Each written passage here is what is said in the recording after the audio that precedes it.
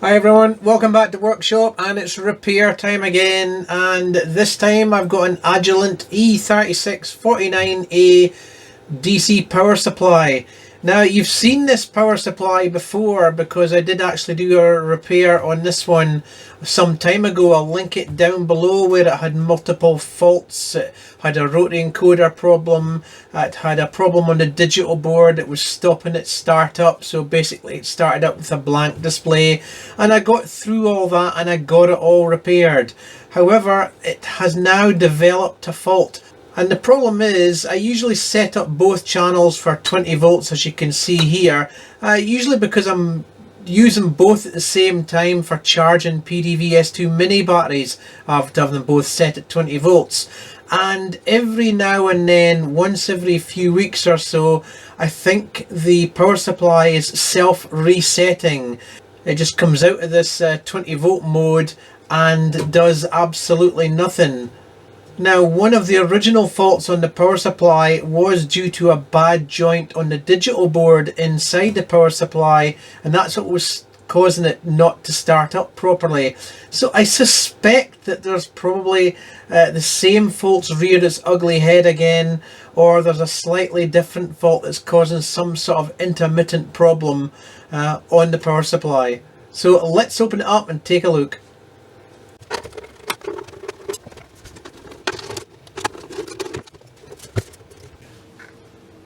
Okay, and here we are inside the unit, and as you can see, the digital board is right at the top here, really easy to get at, and you've got the large analog board underneath the large transformer here, right under the digital board as well. But I think the problem is on the digital board. Now, one of the previous problems was, the reason it wasn't starting up before is the RAM IC over here. You just needed to tap it very slightly and it would reset, or it would power up. It was just very dodgy, so I did end up reflowing that RAM IC in that video, and that cured the problem. I was able then to tap the board all over the place and it would never reset. However, I do think that problem's come back. If it's not the RAM IC, then it's perhaps something else on the digital board. So what I'm going to do is I'm going to power it up, and I'm going to start tapping around the digital board and see if I can't make it reset. So let me just set that up. Okay, and here we go. So hopefully you can see the display and the digital board, and we're just going to start prodding around, just pressing down quite firmly on some of these ICs, and let's see if I can't make that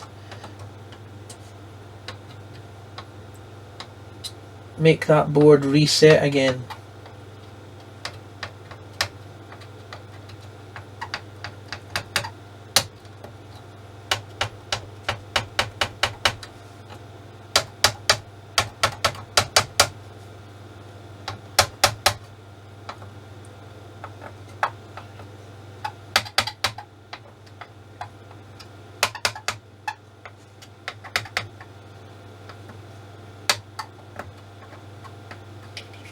Well, nothing so far.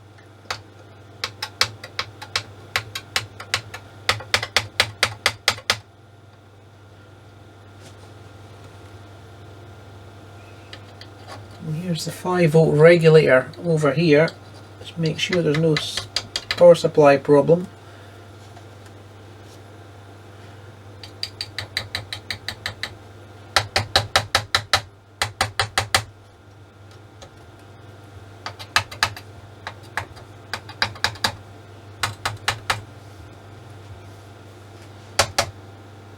Well, it could always be the connectors or the wiring.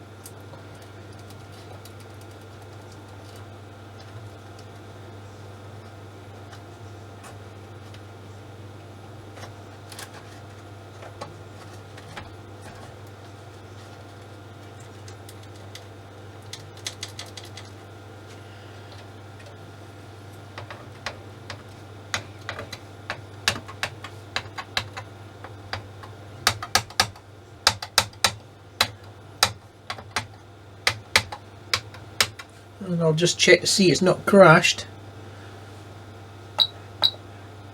Nope, still working.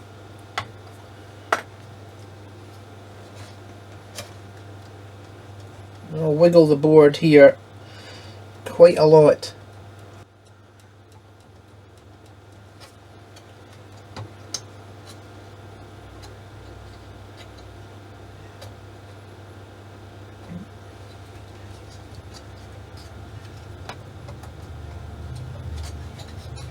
Still no problem. Perhaps the problem is not with the digital board.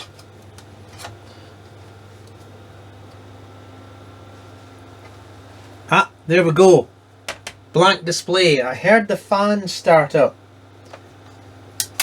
So, and that was when I was prodding this RAM IC. So let's restart it.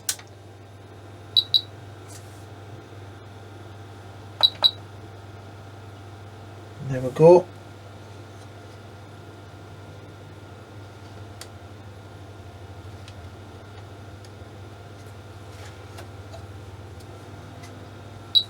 And there we go. Yeah. It looks like it's that RAM IC again.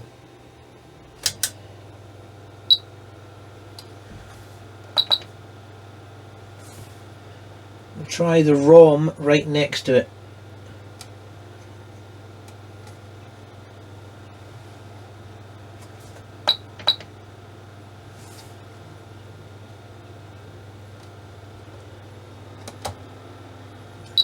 There we go again. I think I'll have to reflow that ROM IC and that RAM again.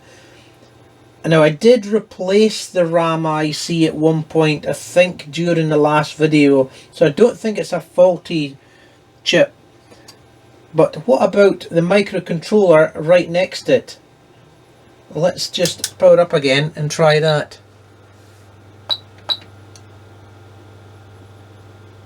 I have to watch when I'm using my fingers because the conductive nature of the oils and grease on my fingers could be causing a problem. That's why I don't like using my fingers, but we'll try again.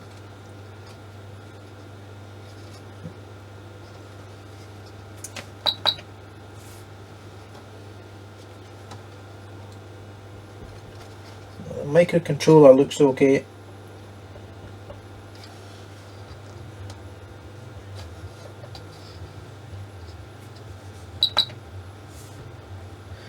Let's try that ROM again. This time I'm not going to use my fingers.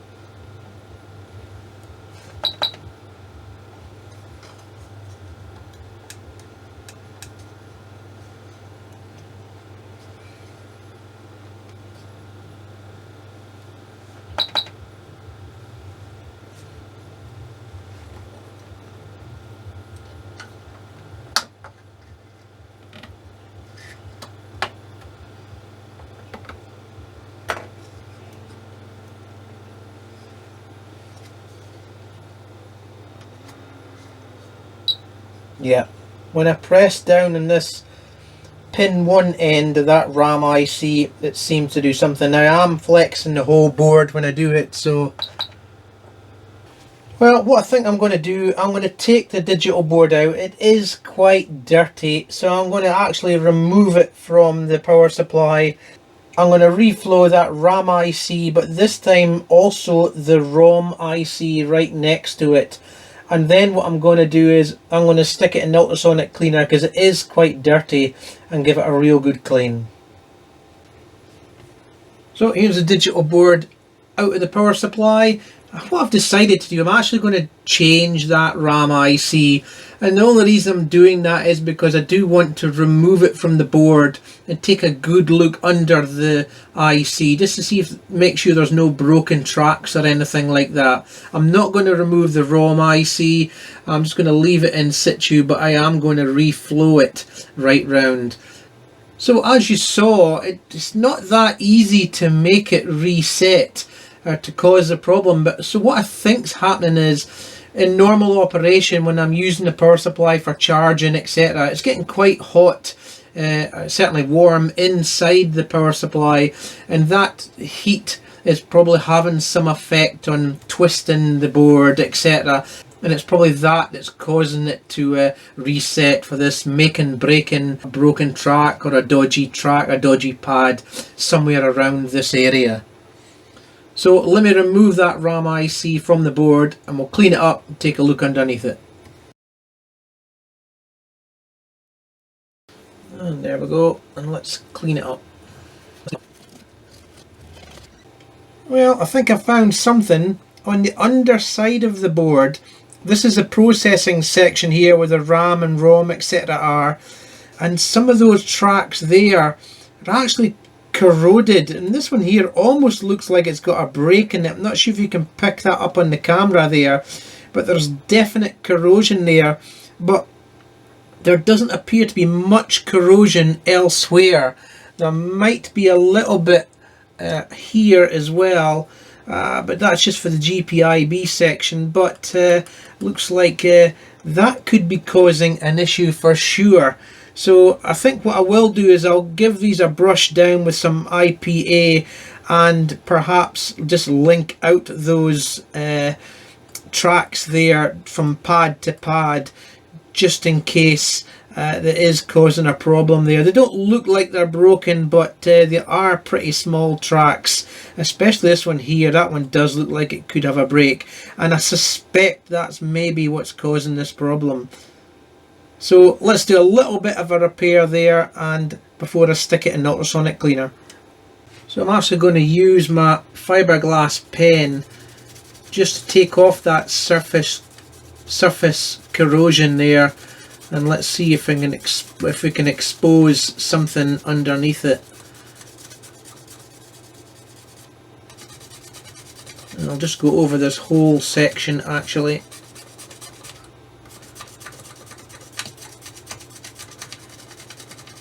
And luckily it's only a few little patches, it's not like it's a whole board, which would have been a much bigger problem.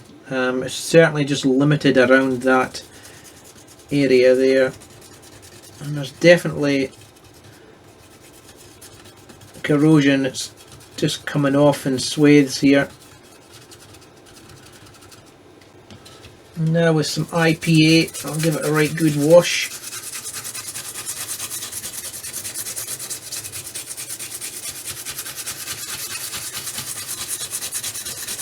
Around that area.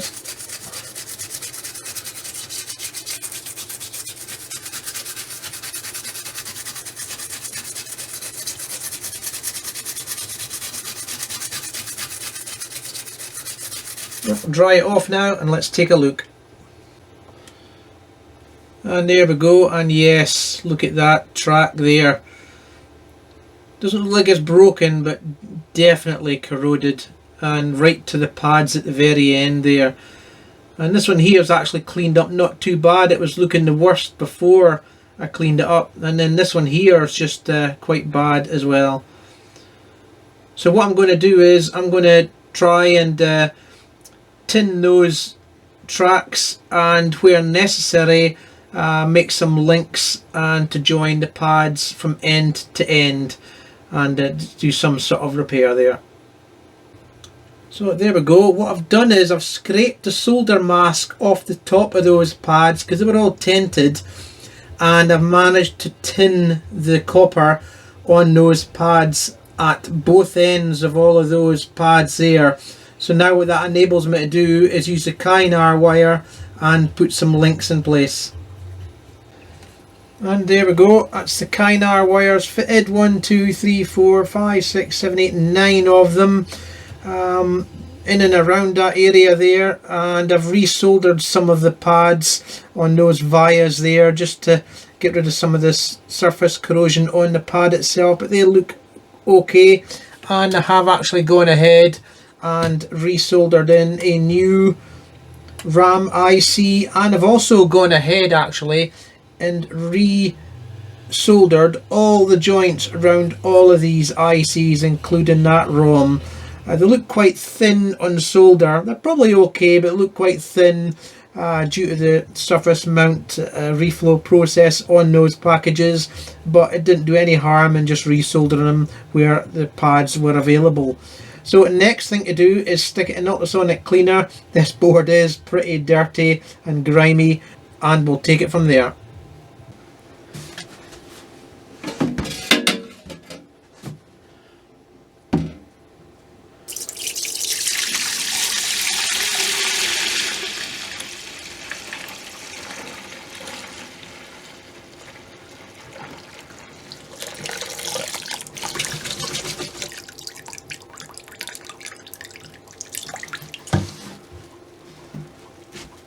And here we go, ready to put it in ultrasonic cleaner, but first there's a piezoelectric buzzer there. I'll need to cover that hole.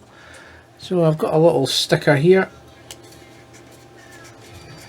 That's just to stop it being damaged.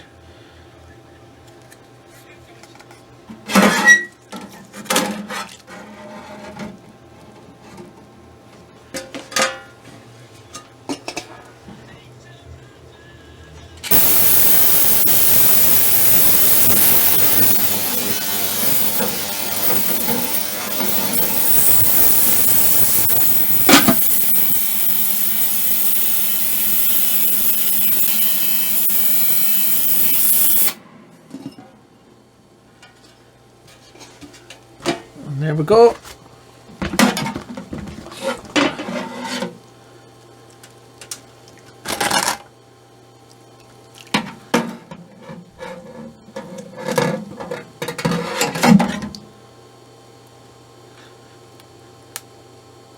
Okay, I'll go and rinse and dry this board off and we'll see what it looks like.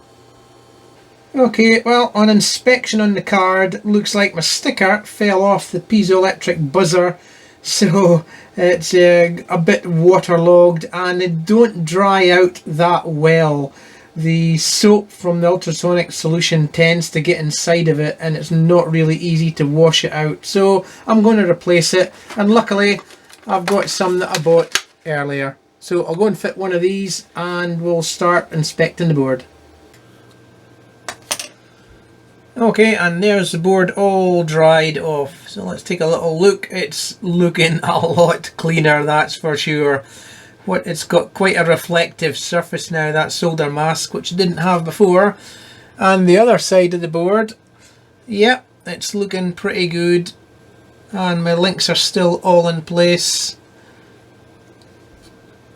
I think we're ready to put it back into the power supply, and let's see if I fixed the problem. Right.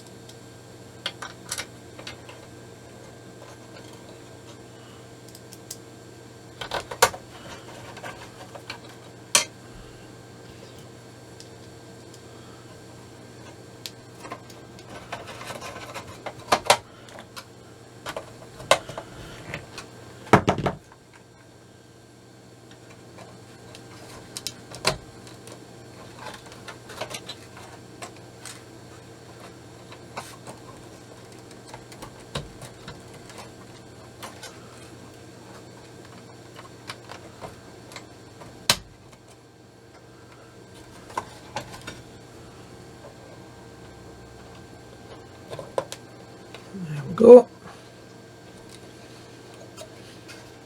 All ready for power up. Okay, let's power it up now.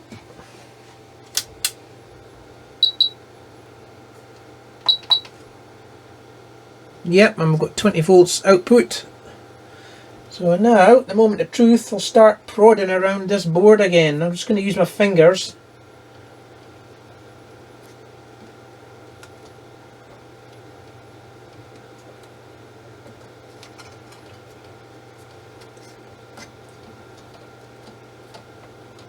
Just press around the various components.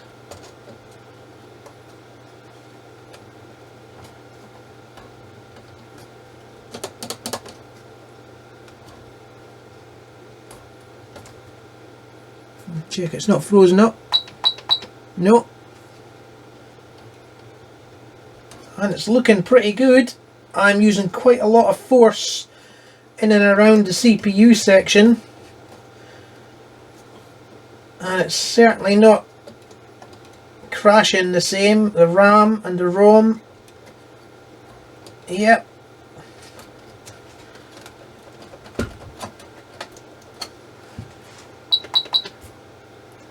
I would say that's fixed.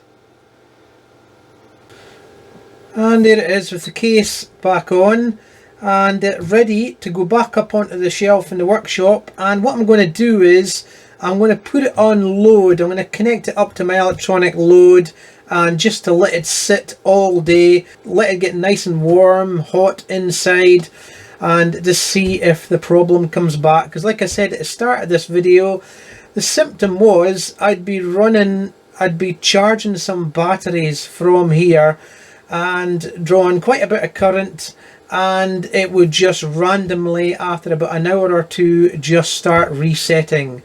So I'll put it on a load and I'll let it sit and we'll see what happens. But I'm quietly confident I've found the problem. Those dodgy tracks on the underside of that digital board, a little bit of corrosion there, making and breaking, and hopefully that's fixed it. Thanks for watching.